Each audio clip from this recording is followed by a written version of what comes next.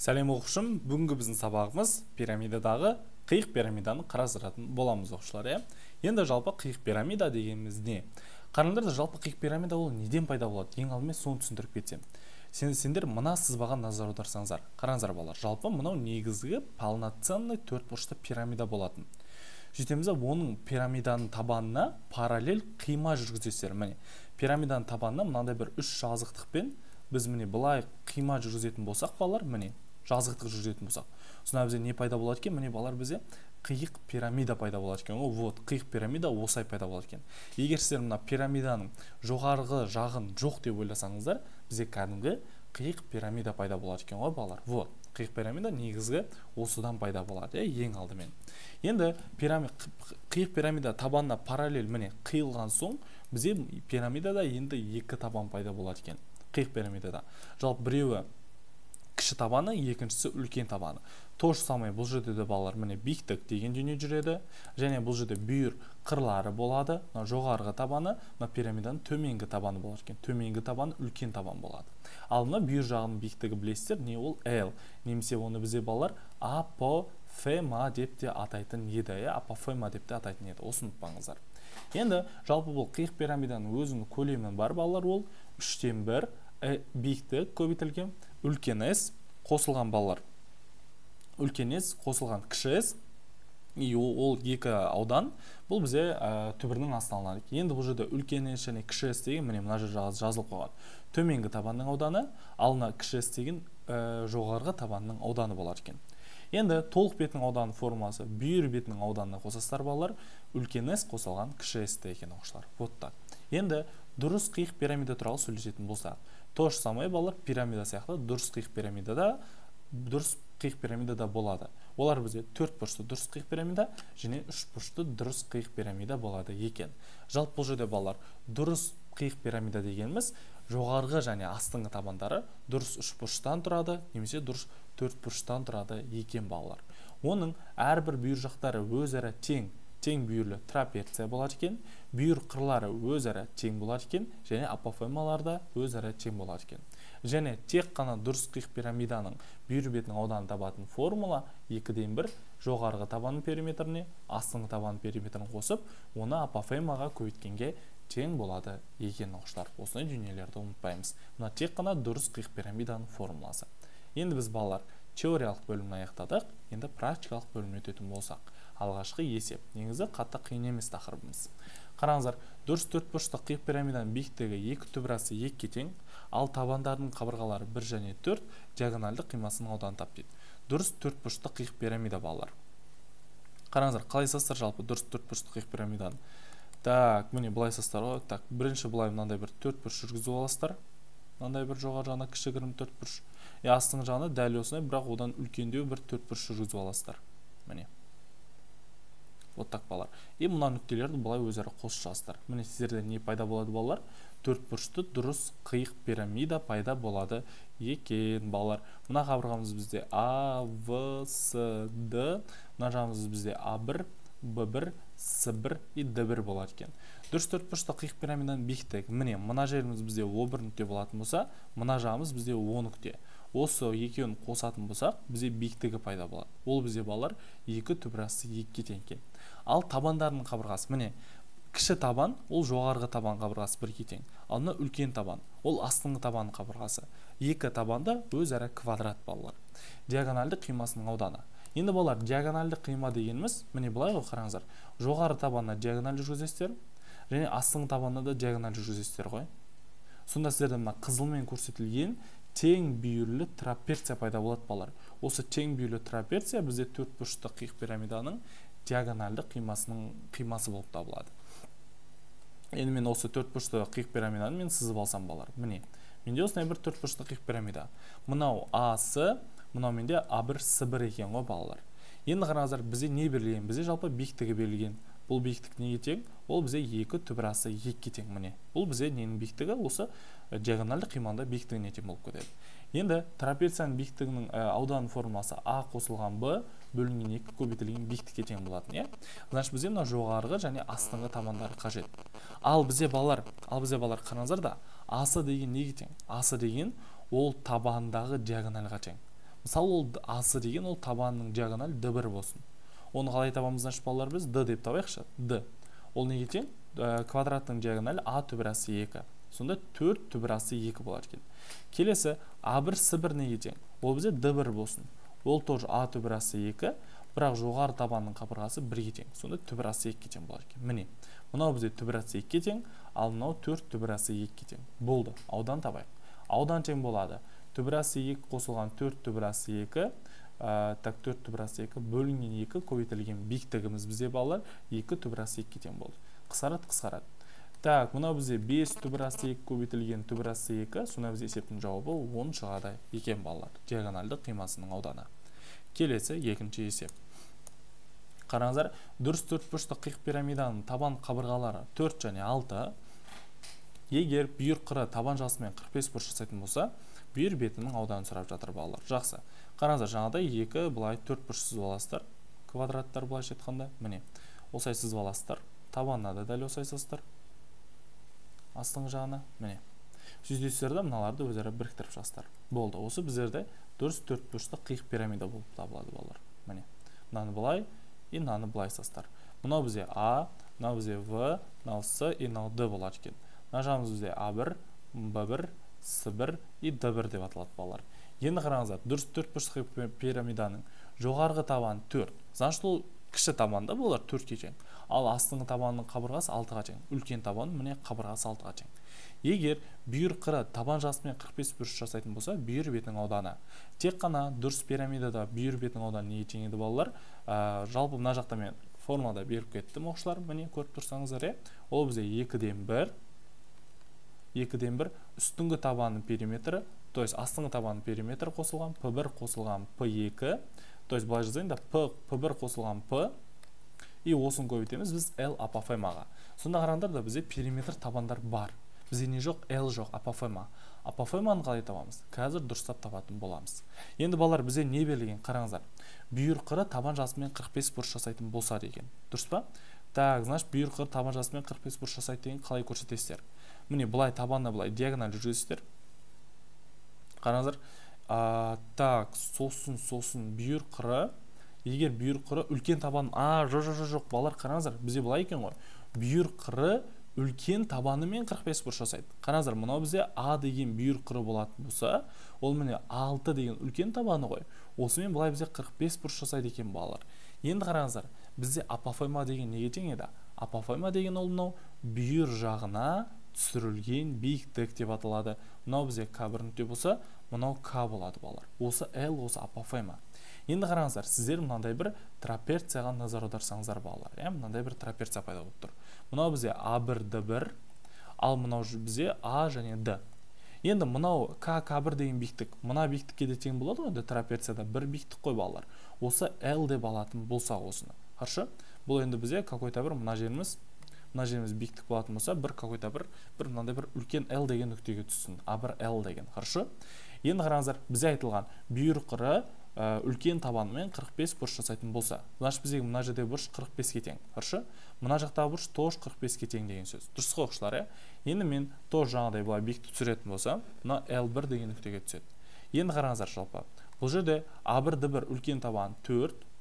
Получается менде мына жер мен мына жер өзара тең ғой. Сонда бұл жер тоже 4-ге тең. Ал мына екі отрезок тең ғой. Бізде жалпы AL мен L1-ді қалай табатын едік? Үлкен табанымыз бізде 6-дан, мына үлкен табанымыз 6-дан жоғарғы табанын азайтып 2-ге бөлеміз. Сонда бұл жерде 1 шығады екен міне. 1 және 1. Енді қараңыздар, мынау 45, значит L тоже 1-ге тең деген сөз ғой балалар. Міне, біз уже L-дің 1-ге тең екенін тауып алдық. Енді жазайық. 2-ден 1. Енді балалар қараңыздар, бұл жерде бізде периметр деген неге тең? Жоғары астыңғы табанның периметрі. 4 көбейтілген 6 тең болады 24-ге. Ал периметр 1 деген үстіңгі табанның периметрі. 4А ғой формула. Соны 4 көбейтілген 4 16 болады екен. Енді қоямыз. 16 қосылған 24 и көбейтілген бізде L 1-ге тең болады екен. Так, мен 16-ға 24-ті қосып, оны 2-ге бөлетін болсам, менде шығады екен балалар есептің жауабы 20 шықты. Келесі үшінші есепке тоқталайық. Енді үшінші есеп. Дұрыс төртбұрышты қиық пирамиданың биіктігі 6-ға тең, ал табан қабырғалар 3 және 5-ге тең көлемдерін табыңыз дейді. Көлемін табыңыз дейді. То есть дұрыс төртбұрышты қиық пирамида тоже міне былай састар балалар. Так, мынау былай. И мына жағымыз бізде міне былай түсейін деп тұр. Так, мынау былай. Мынан былай сыз жүрсек, қараңыздар, мен мына екі жақтарын былай өзара біріктіріп шығамын тағы да. Мынаны біріктіреміз, мынаны дұрыстап біріктіреді екенбіз, балалар. Енді қараңыздар, мынау А, мынау В, мынау С, мынау Д. Мына жағымыз бізде А1, мына жағымыз бізде В1, мына жағымыз бізде С1, мына жағымыз бізде Д1 болады екен. Енді бұның биіктігі деген, мына биіктік мынау О1 нүкте болатын болса, мынау бізде какой-то бір О нүктесі болсын. Осы О1 мен О-ны біріктіретін болсақ, осы бізде биіктікке тең болады. Ол бізде 6-ға тең екен. Енді табан қабырғалары, кіші табаны 3-ке тең, мына жоғары табаны, үлкен табаны бізде бетсе тең екен. Енді балалар, көлем дегеніміз бізде неге тең? Ол 3-тен 1 А биіктік көбейтілген, S қосылған, то есть S қосылған S1 қосылған түбірдің астында S көбейтілген S1 деген формуламен анықталады. Енді қараңыздар, бұл жерде S деген неге тең? S астыңғы табанның төменгі табанның ауданы. Ол А квадрат қой. Сонда 5-тің квадраты тең болады екен 25-ке. S1 деген ол үстіңгі табанның ауданы. Тоже квадрат қой, А квадрат. Сонда 3-тің квадраты тең болады 9-ға. Міне барлығы бар. Енді жазамыз 3-тен 1, биіктігі 6-ға тең.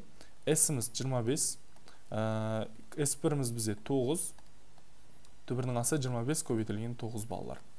Так, 2 көбейтілген 34 қосылған 25 көбейтілген 9-дан 5 пен 3 шығып кетеді, получается 15 шығады екен ғой. Так, сонда мен 34-ке 15 қосып, так 34 қосылған 15 деп, оны 2-ке бөлетін болсам, менде 49 бөлінген 2 шығады екен балалар. Есептің жауабы. Келесі 4-ші есебіміз. Қараңыздар. Пирамиданың биіктігі 16, табан ауданы 512, табанның ауданы 512, табанына параллель қимасының ауданы 50-ге тең болса, онда қима табаннан қандай қашықта жатыр дейді. Так, балалар, бұл жерде қандай некен айтылмаған. Получается, давайте біз 4 бұрышты сызамыз ба, или 3 бұрышты сызамыз ба? Без разницы, негізі 3 бұрышты сызуымызға болады, балалар. Қараңыздар. Қандай пирамида екен просто айтылмапты да, балалар. Давайте біз 3 бұрышты пирамида сызсақ. Мынандай бір 3 бұрышты пирамида. Енді қараңыздар да болар, бізде осындай бір 3 бұрышты пирамида берілген. Міне мынандай бір 3 бұрышты пирамида берілген. Так, мынау былай, и мынау былай түседі, да? Так, мынау былай түседі. Так, мынау былай сызсақ. Вот. Мынау бізде А нүкте, мынау бізде В нүкте, мынау С нүкте. Мынау жоғарыда тұрған Е нүктесі. Айтады. Табанның ауданы, қараңыздар, S, А, В, С-ның ауданы балалар бізде 512-ке тең. Осы пирамиданың табанның ауданы 512-ке тең. Ал табанына параллель қиманың ауданы 50-ге тең дейді. Қараңыздар. Табанына параллель қима деген міне былай қиылады балалар. Мынау былай, и мынаны былай қиясыздар. Сонда мынау А1 нүкте, мынау В1 нүкте, мынау С1 нүкте.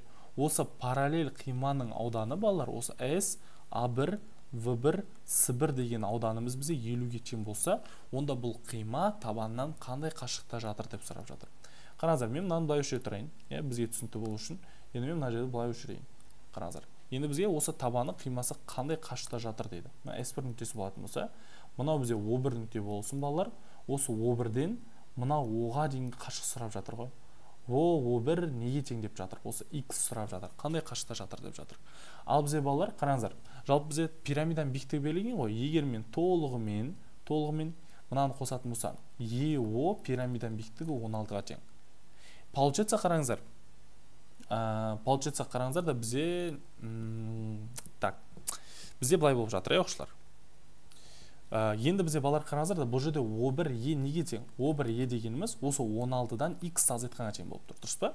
16 минус X-қа тең болып тұр екен. Себебі мына X қой. Получается бізде O1E 16 минус X-қа тең. Сонда қараңыздар балалар, бізде ұқсас екі пирамида пайда болды балалар. Бізде ұқсас екі пирамида.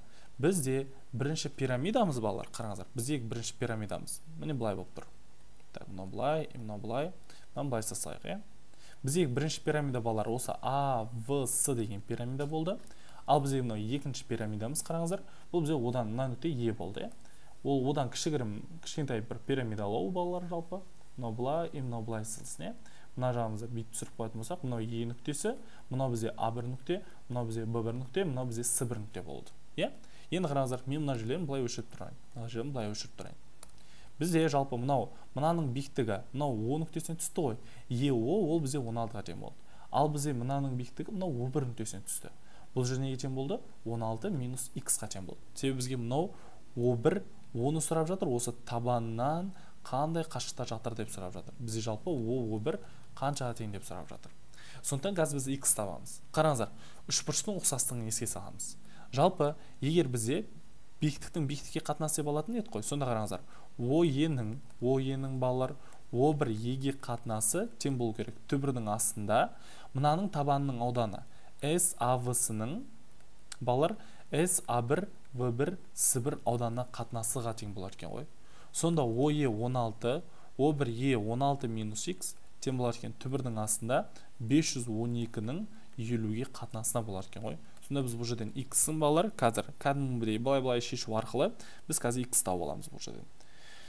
Так, 16 минус x тең болар екен. Бұл жерде тең болар екен түбірінің астында 512-нің 50-ге қатынасына. Так, значит біз бұл жерден x-тің 11 екенін біліп аламыз балалар. Сонда бізден сұрап жатырылған O1 не екен? Табанынан 11 деген қашықтықта жатыр деген сөз екен оқушылар міне. Үшбұрыштың ұқсастығымен шығара саламыз. Келесі 5-ші есеп қараңыздар.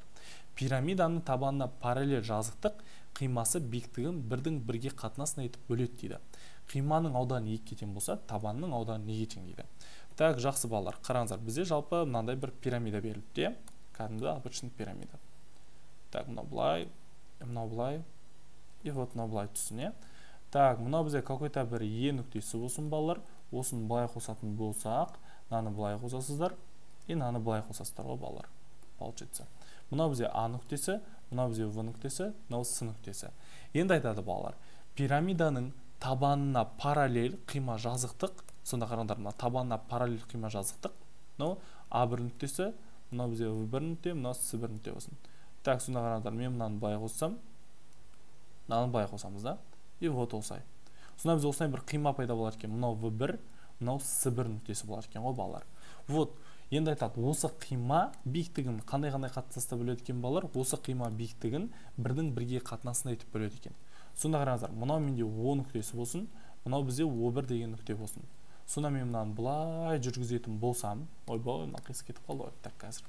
Егер мен мынаны былай жүргізетін болсам, так, сонда мынау былай ғой, сонда былай бөледі екен. Сонда Е-нің О1-ге қатынасы, О1-дің Оға қатынасы тең болар екен, бірдің бірге қатынасында етіп бөледі екен ғой балалар. Сонда қараңыздар, мынау x деген сөз ғой, себебі мына Е1 мынаған тура пропорционал, О1 мынаған тура пропорционал деген сияқты. Осылай x және x болып бөледі екен. Ал біз бұл жерден Е1-ның не екенін біліп қойдық балалар, 2x-қа тең екенін біліп қояды екенбіз. Енді дәл жаңағыдай балалар бізде 2 пирамида беріліп тұр. Ең алғашқы пирамида балалар. Бізде мынандай бір пирамида беріліп тұр. Байқап тұрсаңыздар, мынау нүкте бізде мынаны былай қосатын болсақ, бізде мынау А, В, С болып тұр да. Ал мынау бізде келесі мынау Е нүктесі болып тұр. Келесі пирамидамыз бұдан кішігірім кішкентай пирамида балалар. Ол бізде мынандай біреу болсын. Так, мынау бізде былай өткен. Бұл бізде А1, В1 и С1 деген пирамида. Мынау бізде Е нүктесі болып тұр балалар. Осындай 2 ұқсас пирамида берілген. Енді қараңыздар, бұның жалпы қиманың ауданы. Жалпы бізде қима дегеніміз мынау қима ғой. Бұл қиманың ауданы S, A1, V1, S1-дің ауданы бізде 2-ге тең. Бізден сұрап жатыр S, A, V, S-ның ауданы неге тең деп балалар. Дұрыс? Енді қараңыздар, бізде мынау EO деген биіктік бар. EO деген биіктік 2x-қа тең. Ал EO1 деген биіктік неге тең? Ол x-қа тең болып жатыр. Енді жаңағыдай аламыз балалар. Біз биіктіктің биіктікке қатынасы деп аламыз ғой. Сонда қараңыздар, EO-ның балалар EO-ның EO1-ге қатынасы тең болу керек. Түбірдің астынан EO деген SAVS-ның ауданын, SAVS міне мынау үшбұрыштың ауданын қатынасы неге? Мынау қиманың ауданының қатынасына. S1, B1, S1-ның ауданына. EO балалар 2x-ға тең, E1, O1 x-ға тең, түбірдің астына SAVS-да. SAVS берілмеген балалар, ал бізде S1, B1, S1 ол 2-ге тең. Енді біз өшеден Пифагор, то есть Пифагор деп пропорция орындау арқылы қазір таба аламыз. Так, екі жағын квадраттап жереміз, сонда мынау бөлінген 2. Сонда біз балалар өшеден біз S, A, V, S жалпы пирамиданың табанының ауданын 8-ге тең екенін біліп алады екенбіз оқушылар. Міне. Келесі 6-шы есеп балалар. 6-шы есепке тоқталсақ. Жалпы айтады, биіктігі 8-ге тең болатын дұрыс төртбұрышты қиық пирамиданың табан қабырғалары 8 және 24-ге тең болса, толық бетінің ауданын тап дейді. Так, дұрыс төртбұрышты, қиық пирамида, дұрыс төртбұрышты қиық пирамида берілген жалпы бізге. Так, мен мынаны былай жасайын. Так, мынау былай, и мынау былай өткен, мынау былай өтеді. И вот, мына жағымыз былай болсын, мына жағымыз былай болсын, и мына жағымыз былай болсын. Былай болсын. Мынаны былай қосайық. Мынаны былай қосамыз, мынаны былай қоссақ, мынаны былай қосамыз, балалар. Сонда қараңыздар, бізде А, В, С, Д, мына жағымыз бізде А1, мына жағымыз бізде Б1, мына жағымыз бізде С1, мына жағымыз бізде Д1 болып жатыр, Қараңыздар, биіктігі 8-ге тең дейді. Значит, мына бізде О1 нүкте болсын, мына бізде какой-то бір О деген нүкте болсын. Осы О1-ді қосатын болсақ, биіктігіміз 8-ге тең екені білінеді. Табан қабырғалар 12 және үлкен табан 24 дейді. Толық бетінің ауданы. Жалпы толық бетінің ауданы дегеніміз ол неге тең? S бүйір бетінің ауданына қосамыз, дұрыс қой бұл енді. Оған S1-дің ауданын қосамыз S-ке. То есть жоғарғы табанның ауданын және астыңғы табанның ауданын керек. Енді қараңыздар, ең алдымен біз давайте нені табайық? Осы қиық пирамиданың бүйір бетінің ауданын табуға тырысайық. Жалпы қиық пирамиданың бүйір бетінің ауданы неге тең, балалар? Ол 2-ден 1. Так, периметр қосылған периметр 1 и көбейтілген L-ға тең еді. Былайша айтқанда, балалар, L апофема. Бізде не жоқ? Апофема жоқ. Давайте осы апофеманы табуға кіріссек. Енді апофема деген неге тең еді, балалар? Бүйір жағына түсірілген биіктікке тең еді, Так, ең алдымен қараңыздар, мен мынау трапеция арқылы мына диагональдық қимасын жүргізейікші, балалар. Мынандай бір диагональдық қима жүргізсек. Так, мен мынандай бір диагональдық қима жүргізсем. Осындай бір диагональдық қима арқылы, мен осы қызылмен көрсетілген трапеция арқылы қазір мен балалар нені тапсам? Бүйір қырын тауып алсам бірінші осы пирамиданың, қиық пирамиданың, Так, қараңыздар, бізде мынандай бір пирамида пайда болды. Қиық трапеция пайда болды. Асы, мынау А1, мынау С1 балалар. Бізде А1, С1 және Асы деген ол табандарының диагональдарына тең ғой, балалар, былайша айтқанда. Дұрыс па? Сонда Д1 деген диагональ неге тең? Немесе А1, С1-да ол А түбірасы 2, немесе 12 түбірасы 2-ге тең екен. Сонда мен А1, С1-дің 12 түбірасы 2-ге тең екенін біліп аламын. Келесі Д деген диагональ неге тең? Ол Асы. Тоже А түбірасы 2, сонда 24 түбірасы 2 болып кетеді екен. Сонда мына табан 24 түбірасы 2. Ал бізде осы биіктігі берілген ғой, балалар, О1. Мына ол трапецияның биіктігіне тең болады, диагональдық қиманың. Мына К нүктесіне түссін. Ол биіктік 8-ге тең. Енді тағы да бұлай биіктік түсіретін болсам, К1 нүктесіне түседі. Білеміз ғой бізде мына жер мен мына жер өзара тең болады, балалар. Сонда 12 түбірасы 2-ге тең болады екен, міне. 12 түбірасы 2. Ал бұл тең бүйірлі болған соң, мына 2 отрезок өзара тең. Бізде жалпы, балалар, білеміз ғой, жалпы бізде АК мен К-сын қалай табатын едік? Үстіңгі табанынан астыңғы табанын азайтып, оны 2-ке бөліп жіберетін едік. Сонда бұл жерде бізде 6 түбірасы 2-ге тең болады екен. Сонда 6 түбірасы 2 және 6 түбірасы 2-ге тең болып кетеді екен, оқушылар. Міне. Енді біз мынандай бір тікбұрышты үшбұрыш арқылы, балалар, қараңыздар, мынандай бір тікбұрышты үшбұрыш арқылы біз мынаның бүйір қыры А-ны тапсақ. Сонда А деген неге тең? Ол түбірдің астында 8-дің квадратына қосамыз, 6 түбірасы 2-ның квадратын, балалар. Сонда есептеп тастайықшы осын. Так, мен есептейтін болсам, түбірдің астында 64 қосылған 36 көбейтілген 2. Так, 36 көбейтілген 2. Сонда бұл жерден, балалар, бізде 6 түбірасы 2-ге тең болды ма? Вот, 12 түбірасы 2 ғой. Так, кетіппін. Так, 12 түбірасы 2 дұрыс, дұрыс. Сонда бұл жерде бізде, балалар, 2 түбір астында 34 жады екен, балалар. Бізде бүйір қыры табылды. Бүйір қыры 2 түбір астында 34. Неге енді ағай бүйір қырын тапты десеңіздер, бізге себеп апофема қажет қой. Апофеманы қазір біз, балалар, мынау бір бүйір жағындағы трапеция арқылы табатын боламыз. Қараңыздар. Енді сіздер мынандай бір бүйір жағындағы трапеция қараңыздар. Енді сіздер не үшін бұл трапеция қарау керексіздер, балалар? Себебі мен мынаны бәрін өшірейін енді, мынаны бәрін өшірейін, потому что бұлар бізге не важно болып тұр қазірше. Так, мен мыналарды былай қосып қойын. Мыналарды былай қосып қойын. Мынаны былай, и мынаны былай қосып қойық. Оқушылар, қараңыздар, бізді L деген неге тең еді? Ол бүйір жағына түсірілген биіктікке тең еді, балалар. Осы L деген осыған тең. Сондықтан мен мына бір бүйір жағын алдым. Мынау A1, D1, мынау A және D. Бүйір жағына түсірілген биіктік, ол былайша айтқанда бүйір жағы трапеция ғой. Трапецияның биіктігіне тең болып жатыр, балалар. Хорошо, сондықтан мен мынаны былай алатын болсам, мына какой-то бір L нүктесіне түссін, балалар. Осы бізде осы апофема болып жатыр. Енді мен мынаны былай алатын болсам, бұл какой-то бір балалар L1 деген нүктеге түседі, иә? Ал A1 D1 деген 12-ке тең ғой, 12. Ал біз білеміз, мына жер мен мына жер өзара тең екен. Сонда бұл жер тоже 12. Ал AL мен L1D-ні қалай табамыз? Бізде жалпы AL мен L1D-ні үстіңгі табаны бізде A-ды 24 қой. 24-тен 12-ні азайтып, 12-ке бөлінген. Сонда 6 болады екен. Сонда 6 және 6. Енді A1 деген бүйірқыры A-ға тең болды ғой, жаңа таптық. Міне 2 түбірас 34-ке тең. Көріңіздер ғой, не үшін тапқан мен түсінікті болды ғой. Енді мынау тік бұрышты үшбұрыш арқылы біз L-ді табатын болсақ, ол түбірдің астынан 2 түбірас 34-дің квадраты 4 көбейтілген 34, одан азайтамыз 6-ның квадратын. Так, енді осыны есептеп жайын. Мен түбірдің асы 4 көбейтілген 34-тен азайтамын 36-ны. Сонда бұл жерде шығады екен балалар 10. L 10-ға тең. Болды. Енді бүйір бетінің ауданы дегеніміз балалар 2-ден 1. Периметр 1. Астыңғы табанның периметрі. Сонда ол 4 көбейтілген 24 қой. Дұрыс па? Келесі үстіңгі табанның периметрі. Ол 4 көбейтілген 12. Ал L дегеніміз 10-ға тең болды. Балалар қараңыздар, периметр дегеніміз ол 4A ғой. Сондықтан 4 көбейтілген 24 деп есептеп жатыр. Хорошо? Вот, енді осыны біз есептеп жеретін болсақ, мен мынаны былай алсайыншы. Хорошо, балалар, мен мынаны былай алсайын. Так, енді біз осыны есептеп жерейік. Так, сонда 2-ден 1, жалпы бізде 4 көбейтілген 24, қосылған 4 көбейтілген 12. Так, енді біз бұны сыртынан көбейтеді екенбіз 10-ға. Сонда бұл жерде есептің жауап балалар бізде 720 шығады екен. Бүйір бетінің ауданы. Енді бізге керек толық бетінің ауданы ғой балалар. Толық бетінің ауданы неге тең? Бүйір бетінің ауданы бізде 720 шықты. Ал S1. S1 дегеніміз ол балалар астыңғы табанның ауданы. А квадрат қой жалпы. S1 мен S2. Сонда бізде астыңғы табанның ауданы 24-дің квадраты, S дегеніміз үстіңгі табанның ауданы. Ол бізде 12-ның квадраты. Себебі квадраттар ғой. Сонда осыны есептейік. Так, 720 қосылған 144, оған қосамыз біз жалпы 24-дің квадратын. Сонда бұл жерде есептің жауап бізде балалар жалпы шығады екен. Ой. Так, есептің жауап шығады екен 1440 балалар. Осы есептің жауабы. Келесі 7-ші есеп. Так, 7-ші есепке қараңыздар. 4 бұрышты дұрыс қиық пирамиданың табан қабырғалары 6 және 10. Егер пирамиданың бүйірқыры табан жастымен 60 бұрыш жасаса, онда көлемін табыңыз дейді.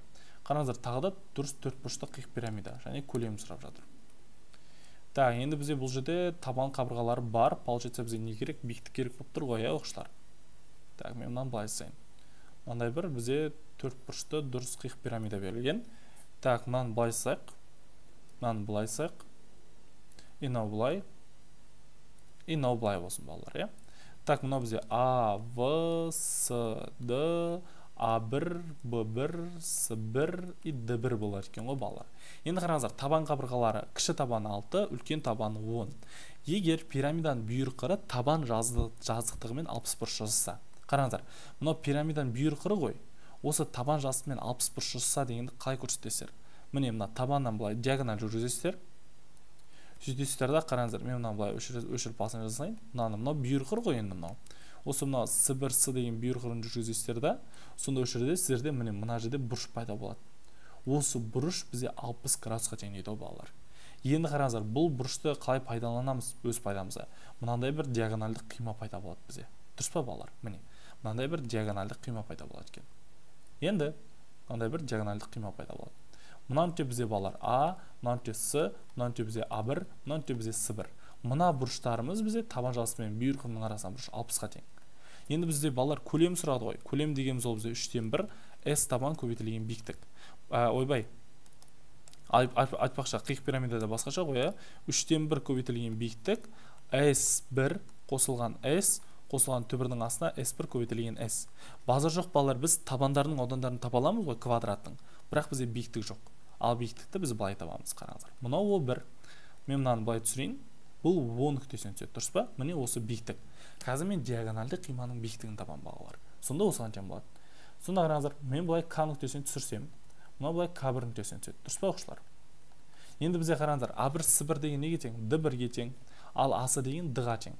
Екі жоғарғы және астыңғы табандардың диагональдары. Жалпы Д дегеніміз ол неге тең? А түбірасы 2, Д1. Сонда жоғары табаныкі 6 түбірасы 2 болар екен. Сонда бізде балалар, мына екі жер өзара тең ғой. Сонда мына жеріміз 6 түбірасы 2. Ал екі шеті неге тең? Астыңғы табанның ауданы D. Тоже А түбірасы 2, сонда ол 10 түбірасы 2 болар екен. біз қалай табамыз балалар? Жалпы біз бұл жерден АК мен К1-сыны 10 түбірасы 2-ден 6 түбірасы 2-ні азайтып 2-ке бөліп жүресіздер ғой. Сонда сіздерде 2 түбірасы 2 шығады. Сонда 2 шеті бізде 2 түбірасы 2 және 2 түбірасы 2-ден тиеді екен балалар. Міне. Енді тағы не бар? Мынау 60 градус. Сонда мынау 30 градусқа балалар. Сонда қараңыздар, 30 градусқа қарсы жатқан катет 2 түбірасы 2-ге тең болса, бізде мынандай бір қасиет бар еді ғой балалар. 60 30 90 деген. Так, мен мынаны жасайын. Так, бұл жерге сыймайды екен. Мен мына жерге жазайын. Қараңыздар, бізде мынандай бір тікбұрышты үшбұрыш бойынша мынау 30, мынау 60 болатын болса, мынау С. 30 градусқа қарсы жатқан катет С-ның жартысы, 60 градусқа қарсы жатқан катет С-ның жартысын түбірасы 3-ке көбейткенге тең еді балалар. Қаршы? Сонда қараңыздар, 30 градусқа қарсы жатқан катет 2 түбірасы 2 болса, 60 қарсы жатқан катетті түбірасы 3-ке көбейте саламыз. Сонда 2 түбірасында 6 шығып кетеді балалар. Түсіндік қой, Сонда біздегі А1К дегеніміз ол АК-ны түбірасы 3-ке көбейткенге тең. Сонда бізде 2 түбірасында 6 шығады екен балалар. Міне. Енді шықты, Енді осы көлем дегенде жазайық. Көлем 3-тен 1. Биіктігіміз бізде қазір шықты. Ол бізде мынау 2 түбірасында 6-ға тең болды. 2 түбірасында 6. S1. Бізде жалпы S және S1 деген неге тең? S дегенімізде А квадрат. Астыңғы табанның ауданы 10-ның квадраты. S1 дегеніміз ол 6-ның квадратта получается. Сонда 100 қосылған 36 түбірінің астында 100 көбейтілген 36 болады екен. Так, енді біз бұл жерден есептейтін болсақ, мен жақсылап бір есептеп жазайын балалар. Сонда 3-тен 1, так, 3-тен 1 көбейтілген 2 түбірасында 6, 100 қосылған 36, қосылған 10 көбейтілген 6. Сонда бұл жерден біздің есептің жауап балалар 392 түбірасында 6 бөлінген 3-ке тең болады екен ғой. Келесі есебіміз. Соңғы 8-ші есеп. Төртбұрышты дұрыс қиық пирамиданың биіктігі 7-ге тең, табан қабырғалары 10 және 2-ге тең болса, пирамиданың бүйір қырын тап деді балалар. Қараңыздар, бізде жалпы мынандай бір пирамида берілген, төртбұрышты кәдімгі абыршының пирамида. Төртбұрышты пирамида. Мынау былай, мынау былай, мынау былай, мынау былай түссін. Так, мына жақтары біз былай жасайық. Жақтарды былай жасайық, мынаны былай. И вот мынаны былай жасайық. Мен мыналарды былай қосып қойсам, мыналар былай қосылады. Так, мыналар да өзара қосылады. Мынау да өзара қосылады. Так, мынау бізде А, мынау В, мынау С и мынау Д. Мына жағымыз бізде А1, мына жағымыз бізде В1, мына жағымыз С1, мына жағымыз Д1 болады екен. Төртбұрышты дұрыс қиық пирамиданың биіктіктері балалар. Биіктігі берілген. Мынау бізде О1, мынау бізде О. Осы О1 мен О-ны қосатын болсақ, балалар бұл неге тең болады екен? 7-ге тең болады екен. Табан қабырғалары 2 және 10 балалар. Пирамиданың бүйір қырын тап деп жатыр. Мына А-ны сұрап жатыр балалар. Енді қараңыздар, мен былай жасаймын. Жаңағыдай мен диагоналды қима жүргізем балалар. Міне былай диагоналды қима жүргізем. Міне. Үстемізде қазір осы диагоналды қима арқылы трапеция пайда болады ғой. Осы трапецияның қазір біз биіктігін, то есть бүйір қырын таба саламыз. Осы қиық пирамиданың бүйір қырына тең болады. Мынау А-сы, мынау А1, мынау С1 болады екен. Енді қараңыздар, бізде жалпы жаңадан бері жазып келе тұрып қой. А1 С1 деген ол Д1-ге тең. Мынау Д1. Ал мынау Д. Сонда ол А түбірасы 2 болатын болса, 2 түбірасы 2-ге тең болады екен. Міне 2 түбірасы 2.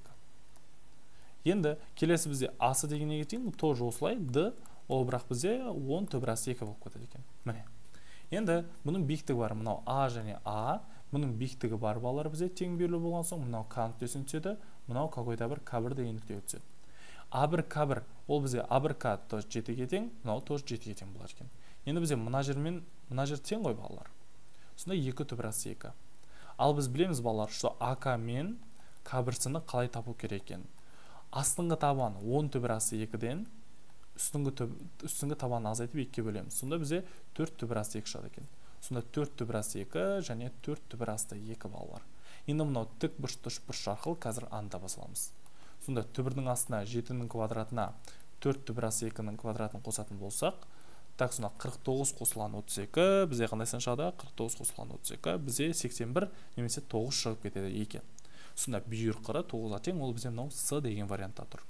Осымен біздің балалар қиық пирамида деген сабағымыз аяқталды. Келесі сабақта кездескенше.